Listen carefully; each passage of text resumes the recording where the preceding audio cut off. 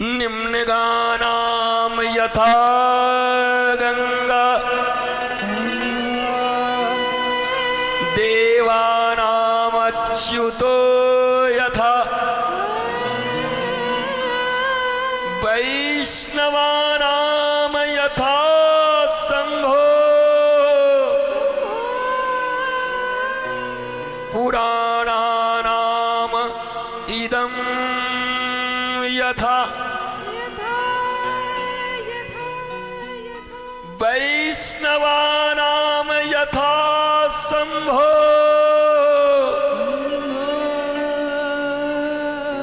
पुराणानाम इदं यथा। नदियों में गंगा सर्वश्रेष्ठ है, देवों में अच्युत भगवान श्री कृष्ण से उत्तम कोई नहीं। अच्युत नाम है जिनका, जो कभी गिरते नहीं, च्युत नहीं होते। अच्युत विदेशियों का कोई गोत्र नहीं होता, तो जब उनकी दीक्षा होती है तो अच्युत गोत्र बना के दीक्षा देते। वैष्णवा नाम यथासंभो, श्री राम और कृष्ण वैष्णव प्रेमी, दुनिया के सबसे बड़े वैष्णव कौन है? बोला यथा शंभो। शंभु से बड़ा वैष्णव कोई नहीं, महादेव से बड़ा वैष्णव।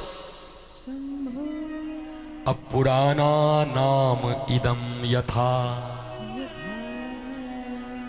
और पुराणों में श्रीमद् भागवत से बड़ा ऊंचा और श्रेष्ठ पुराण आज तक कोई व्यास जी ने बनाया ही नहीं है। श्रीमद् भागवत सिंह है महाराज, एक बार गरज गई तो सारे बकरी टकरी भाग जाते हैं, दुख रूपी कोई टिकता नहीं।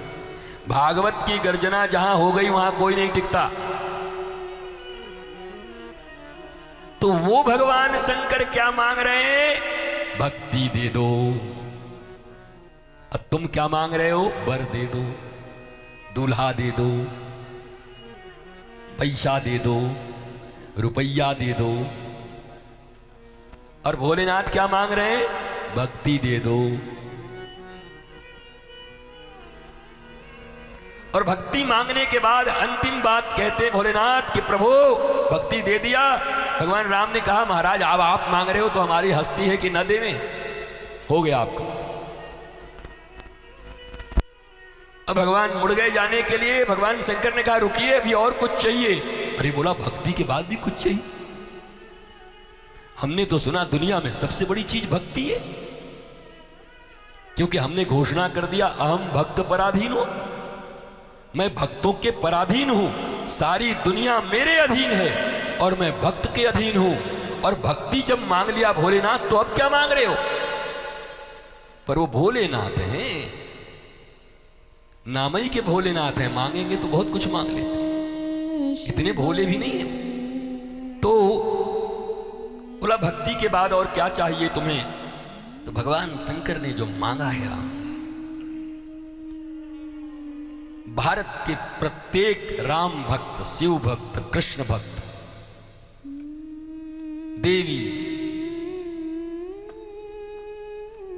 जो भी भक्त हैं, श्रद्धालु हैं, उनको सीखना चाहिए और यही मांगना चाहिए। बहुत बड़ा सूत्र है महाराज, यह सूत्र हाथ लग गया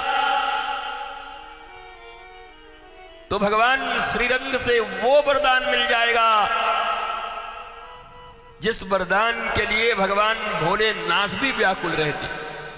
तो राम जी ने कहा कि अब मैंने भक्ति दे दिया, मतलब मैं आपके अधीन हो गया, आप क्या मांग रहे हो गया? अरे जगत पिता जगदीश ही जब अधीन हो गया तो अब क्या मांग रहे हो? भक्ति के बाद और कुछ मांगोगे? भगवान शंकर ने कहा इतना भोला नहीं हूं,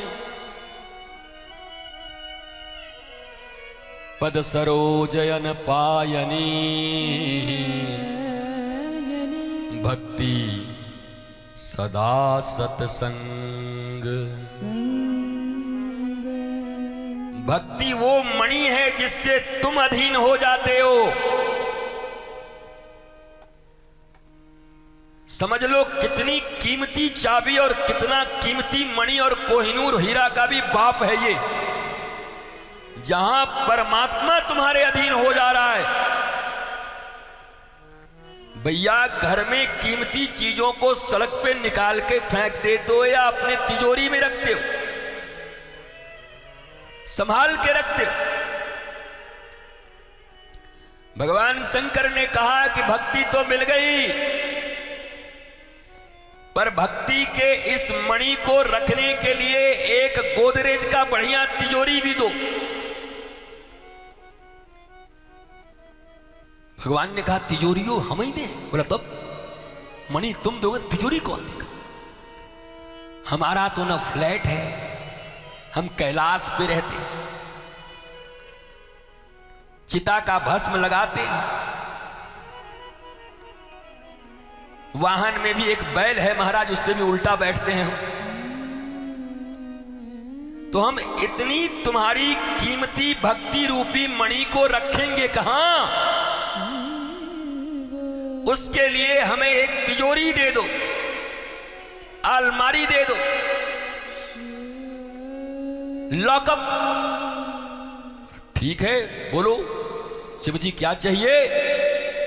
तो भगवान शंकर ने सारी दुनिया को कृत्य करने के लिए और हमारे और तुम्हारे जैसे रामनवमी, जन्माष्टमी और शिवरात्रि के नाम पर सिर्फ नृत्य करते हैं,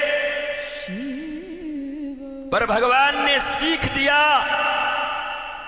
कि भक्ति रूपी मणि को रखने के लिए एक तिजोरी चाहिए,